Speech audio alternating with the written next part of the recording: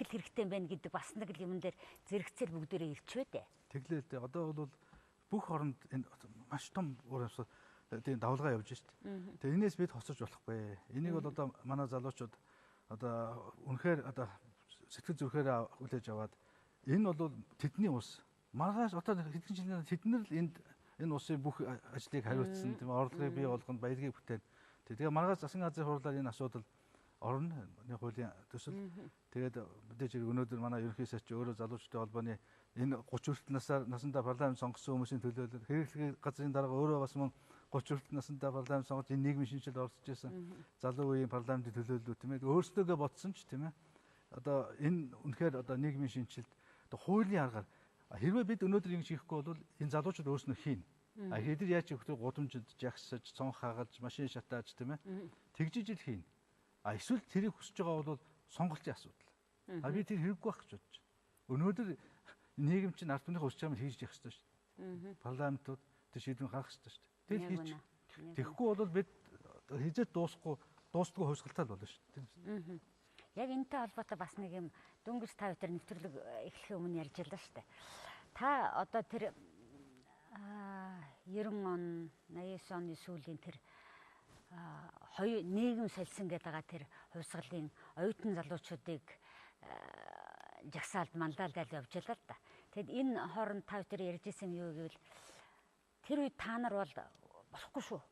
Бид нар ерөөсөө хөдөлж болохгүй, чулууч гартаа авч болохгүй шүү. Тийшээ хэн нэгэн дайрч болохгүй шүү гэдгийг хэлж исэн. А өнөөдөр залуучууд маань бид нар ямар нэгэн тийм эвтэй байж намуу зөвөр хуулийн дагуу байж явах хэрэгтэй гэдэг юмыг залуучуудаа жоохон дутуу өвлүүлчихвүү, заачвүү гэдэг нэг тийм бодол байна.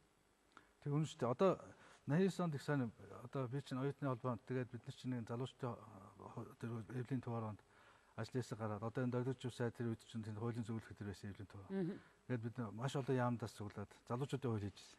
Тэрэндээ яг залуучуудаа ийм ирэх олохыг гэл тийм ээ улс төрийн эрх, эдийн засгийн эрх гэл ингээл тэгээд өргөн барьсан чинь тэр хуулийг тухай зөвшөөрөг байхгүй. Тэгээд тэрний оронд залуучууд 90 онд хувьсгал хийсэн. А гэхдээ тэр үеийн залуучуудын бол тэр чинь бас дайны дараах үеийн залуучууд тийм ээ. Үнэхээр 45 оноос хойш чинь одоо тэр хүйтэн дайны үе. Ингээл ерөнхийдөө бол тийм ээ инх тайван ямар чухал тийм ээ. Дайн аюултай, бүүмэн аюултай тийм ээ. Хүний аим үнэтэй гэл эн чинь үнд зүйл бас тэр хуучин нийгэмч тий хуучин нийгэмч бас үнд зүйл өгж ирсэн байхгүй. Гэхдээ ямар ч нөхцөд бол өнөөдөр бид социализмыг сайн муугаар ярьдаг. Гэхдээ чи үнд зүйлийн нийгэм байсан шүү. Яаж ч үтсэн чи үнд зүйл байсан байхгүй. Агтл бол тэрнээс хойш бид ингээд хувьсгал хийгээд тэрэндээ бялуураад бүх юмаа чөлөөтэй тавьсан нэртэй тэгэл ингээд зэрлэг капитализм маягаар яваад байсан. Тэгсэн бид хамгийн том алдсан үнд зүйлээ алдсан юм байл. Тэгэнгүүт өнөөс манай бүх улс төрийн тогтолцоо, улс төрийн намууд, төрийн бус байгууллагууд, компаниуд бүх байгууллагууд үнд зүйлийн тогтолцооноос салаад тэгвэл нийгэм үнд зүйлийн тогтолцооноос салаад тэгээ одоо ингээд юу гэдэг за энэ төр засагтдээ дгөө сонсох биш гэсэн одоо үднээсээ одоо төрийн ордон руу гранат буу тийм ээ зэмсэг авч орох гэж байна тийм ээ компани өмч хөрөнгөлөө буудаж байна тийм ээ ямар ч үнд зүйлгүй болж ирж байгаа байхгүй авуул нь маш сайхан хэмнэлээр тэмцэж байгаа шүү дээ одоо бүх хүний тэмцэх хэрэгтэй байгаль орчны төлөө тийм энэний дараагийн шатанд тэгэхээр юу вэ улс төрийн тэмцлийг тийм аргаар явуулна гэсэн үг шүү дээ а тэгэд энэ 20 хэдэн жил бид нар энэ үнд зүйлээ өгөөгүй энэ систем өгөөгүйгээс болоод цаашдаа бид ямар нийгэм рүү явж байна тийм ээ яаж өнөөдөр тийм ээ ингээд төр засаг нь өөрөө ингээд тэндээ ингээд хувилдаад яваад ах юм бол буглаад яваад ах юм бол нэг өдөр одоо октябрийн хувьсгал гарахад бол бүх юм нээлттэй байхгүй. Үнэт зүйлийн таавал тогтолцоо гэж яриад ах юм. Би их олон хүнтэй ярьж хахад үнэт зүйл гэдэг юм тийм шижир эрдэнэс нэг тийм ийм цул юм шиг юмны тухай их олон хүн яриад. Гэхдээ энийг би бол харгана үзэл суртал гэж яриад байгаа байхгүй юу? Үзэл суртал юм уу үзэл санаа гэдгээр. Үгүй үзэл суртал бол тэр бол яг тустай асуудал тийм ээ. Тэр бол дараа нь нөлөөлөх юм. Энд чинь ерөөс ингээд хүүхдийг одоо тэр юм чинь хизээ хөвтөхлөөр одоо ихийн одоо сүү хөгж явах тийм ээ тэр нялх тэр цагаасаа л эхлээд тэр бүх шатны боловсрол тийм ээ. Тэр бүх нийгмийн байгууллага чинь бүх нийтээр ингээд хинч халдаж болохгүй хүлээмжшөөгдсөн байх хэрэгтэй байхгүй энэ үнд зүйл чинь тийм ээ. Энэ Монголоо гэсэн сэтгэлгээ тийм ээ. Энэ үнэхээр одоо инх тайванч тийм ээ байх тийм ээ. Ямар нэгэн одоо дайн дажин өөмэн самун хэрэггүй тийм ээ. Хүчрхийл хэрэггүй тийм ээ. Бие биенээ хүндлэх. Миний эрх тийм ээ энэ хүний эрхээр хязгаарлагдана. Энэ хүний эрх миний эрхээр хязгаарлагдана гэдэг. Энэ нийгмийн гол үнд зүйлийг ингээ бүр ингээ одоо хүүтэн усанд орвол даарна гэдэг шиг л тийм ээ. Билетэндээ гараад төлөгдөн гэдэг шиг энэ ерөөсөө хүн ингээд нийтээр хүлэмжшүүлсэн байх хэрэгтэй. Тэгэхээр өнөөдөр бид аажмаар ингээд дунд сургуулийн хөтөлбөрт хүртэл их тийм буруу юмнууд явцсан байгаа шүү дээ. Энэ хооронд бид ажиллаад хахад эн чинь тийм ээ энэ үнд зүйлгүй нийгэм гэдэг чинь одоо жишээ нь одоо орны хичээл байхгүй болсон тийм ээ. Өөрөөр хэлбэл бид нар бүхэл бүтэн үеэ ямар нэгэн шинжлэх ухааны суур үндэсгүй болгоцсон. Уран зохиолын хичээлгүй болгосон. Энэний цаана бол ерөөсөө үнд зүйлийг өгдөг хамгийн гол одоо хэрэглэгдэхүүн хамгийн гол зэвсгээ болж чинь хураалгацсан байгаа юм. Гэх мэтлэнгээр ингээд энэ чинь аажим хувьсгалын эсрэг хувьсгал арт түмний эсрэг хөдөлгөөн яваад байгаа байхгүй юу? Бидний ирээдүйн эсрэг дайралт хэрэгжээд байгаа байхгүй юу? Тэгэхээр энийг өнөөдөр бид таньж энийг нааш нь буцааж эргүүлэхгүй бол цаг хугацаа бол маш аюултай болж ирж байна. Тэгээ энэний цаана бол үнэхээр харамсалтай байгаа. Одоо жишээ нь сая манай гишүүдээс гадаадд олон улсын хуралд байгаад энэ манай энэ байгаль хамгаалдаг энэ байгууллагуудад одоо тусалцаачаа дэмжээч гэсэн чинь хөө танаа байгаль хамгаалагч чинь радикал, экстремист, террорист чахуу тийм ээ. Тийм учраас танаад энэ чиглэлийн одоо санхүүжилт ер нь одоо бараг байхгүй болж байгаа ярьж байгаа байхгүй тий. Архитектур бол тэгж буруугаар дүнж одоо архитектур Монголын төр өнөөдөр байгуул хамгаалахтаа ерөөсөө мөнгө зардаггүй шүү дээ. Энийхээ 97% нь гадаадын санхүүжилтөнд долдуудаад явж байгаа байхгүй. А тэр нь байхгүй ч яг одоо нийлж байгаа бүгд байгалаас өвтгөхгүй тийм ээ. Тэгэхээр энэ чинь маш том үр дагавартай юмнууд энэний цаана гарч ирээд байгаа байхгүй. Тийм хүн болгон дотроо бодож жижигхэн юмнаас том үр дагавар гараад байгааг ойлгох. Гэхдээ энд дахиад нэг асуулт гараад ирлээ. Та интернет эрхчлөлийг дэмжигч бүлэг гэж ийм бүлэг байна.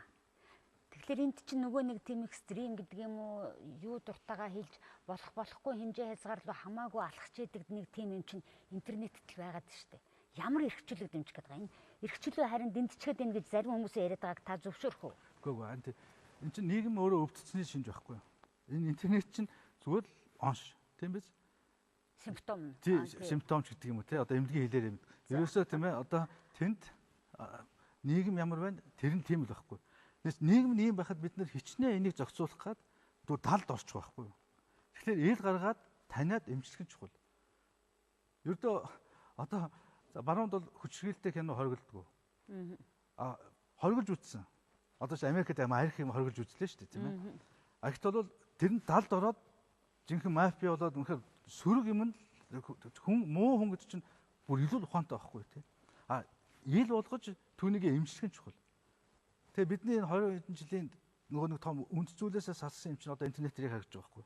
Ямар тэр үзий ядал, ата, жөтөө тийм ээ. Тийм ёсвортхооны дороотол тийм ээ. Бүх хэмжээнд дэвтэртэй явж байна. За тэгэхээр эрхчлөөг нь яаж дэмжих вэ? Гэхдээ энэ хүний тийм ээ 95% сайн хүмүүс байдаг юм аа. 5% нь муу хүмүүс байгаа. Тэгэхээр интернетээр бол эсрэгээр болчиход байгаа байхгүй юу? Тэр муу хүмүүс чинь орон зайг эзэлчихэд байна. Сайн хүмүүс нь бол тэрэ үзэгч болоод байгаа байхгүй юу? Тэгэхээр бид тэр сайн хүмүүсээ 95% сайн хүмүүсээ идэвхжүүлээд энэ бол манай боловсролын систем одоо түрүүний тэр хэлээд байгаа тэр алдаануудаа бид засаа явуучих юм бол угаасаа тэднес чинь тийм муу хүмүүст орон зай өгөхгүй. Өнөөдөр би одоо чинь олон орны интернет сошиал руу ордог тийм ээ мэдээллийг авдаг. Дотор нь ганц нэг муу хүмүүс тэрийг нэг тоожгоо хаалга бүр болохгүйг нь бүгд дайраад унтраачиж байгаа.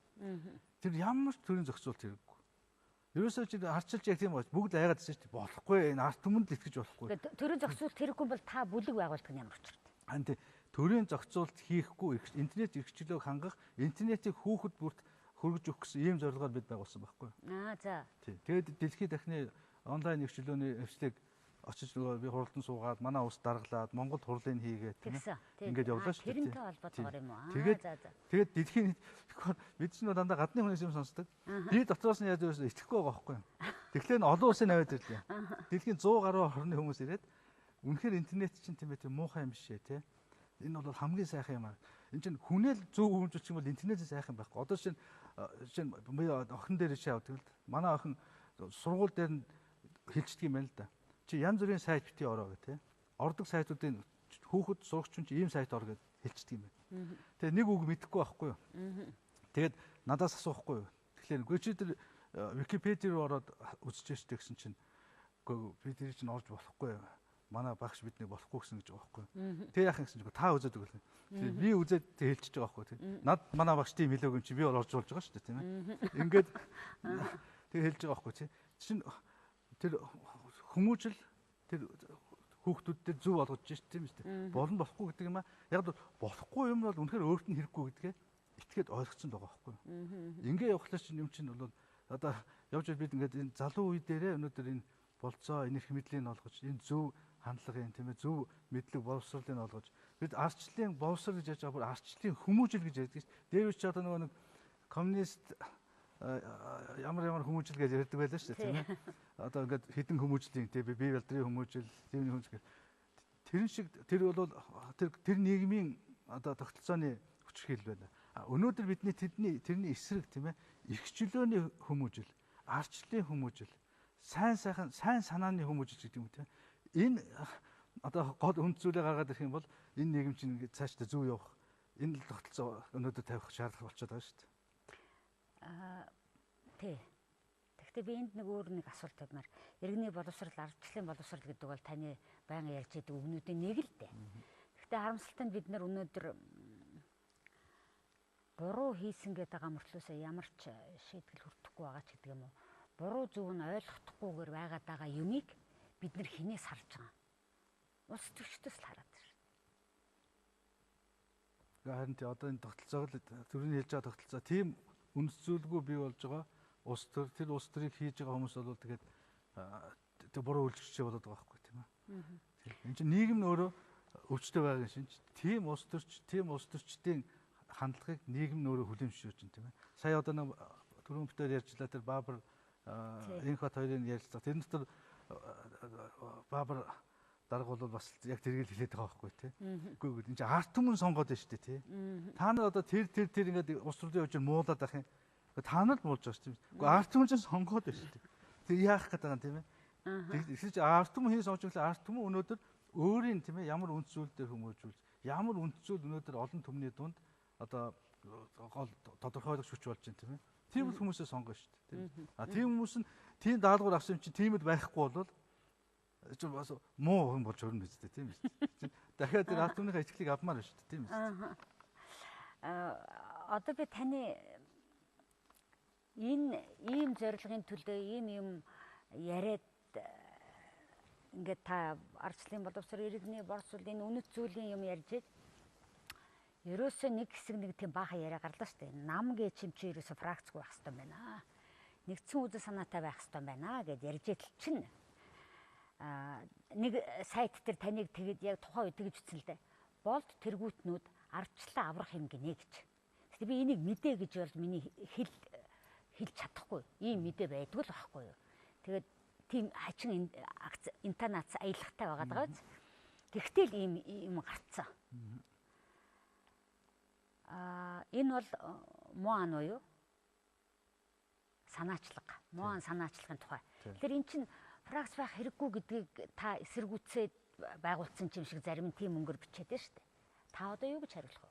Гэхдээ харин тийм ингээд буруу ойлгочоод яг бид нар энэ ардчлалын 25 жилийн тэмдэглэж байгаа тэд хэдэн гишүүд ярьж байгаад ерөөсөө ингээд яг дотор нь ороод ингээд яваад үзэхэд бол үндсэндээ фракц гэдэг чинь бол яг фракц нэрлсэн батж фракц биш байнаа. Тэр бол зүгээр бүлэг. Одоо заримдаа заримч бүлэг дээрэмч гэж нэрлэж байна тийм ээ. За ямар ч байсан тийм нэг бүлэглүүд тийм ээ. Дээрмийн ч юм уу, албан тушаалын ч юм уу тийм ээ. Ямар ч нэг эрх ашигын бүлэглүүд. Тэр дотор бол ямар ч үзэл бодол байхгүй, найз нөхөд байхгүй тийм ээ. Хамаатан садан тийм ээ. Ерөөсөө л тийм ээ. Одоо ингээд банк дээрэмчээр одоо ингээд юм хавааж явдаг шүү дээ тийм ээ. Яг тийм юм руу ингээд бүр явсаар хагаад сүүлдээ тэгээ бүр институтч болчвол энэ уус бол яг цаашаа сүүл рүү явах байхгүй. Тэгэхээр энийг бол бид нар яасан гэвэл за энийг бол бид нар одоо юу гэдгийг фракц хэрэггүй гэснээр бол чадахгүй юм байна тийм ээ. Эсвэл хориод. Тийм хориглоод яг шууд фракц хуулиар хориод нэмэргүй юм байна тийм. Энэ нэг бол яг ганцхан эмчлэг арга байна тийм ээ. Антибиотик нь юу гэхтэй тэр үнд зүйл. За үнд зүйл дээр нэгдъя. Үнд зүйл дээр нэгдвэл фракц байж болно. Тэгэхэд бол бүх фракц нийлэл үнд зүйл дээр бол бүгд нэг л болж байгаа байхгүй. Дотор бол мэдээж үнэхээр үнд зүйлийн фракц гэдэг бол огт өөр тийм ээ. Одоо юу гэдгийг одоо татврыг нэмнэ гэхэд татврыг багасгах гэдэг юм. Энэ чинь бол огт өөр юмны фракцууд гарч байгаа байхгүй. Энэ бол эрүүл одоо мэтгэлцийн өөрчлөлт юм тийм ээ. Энэ рүү явуулахын тулд өнөөдөр бид энэ эрх зүйн шинжилэл, намуудын хуулийн шинжилэл тийм ээ, төрийн албаны хуулийн шинжилэл, бизнесийн эрх зүйн шинжилэл маш олон одоо залуучуудыг оруулах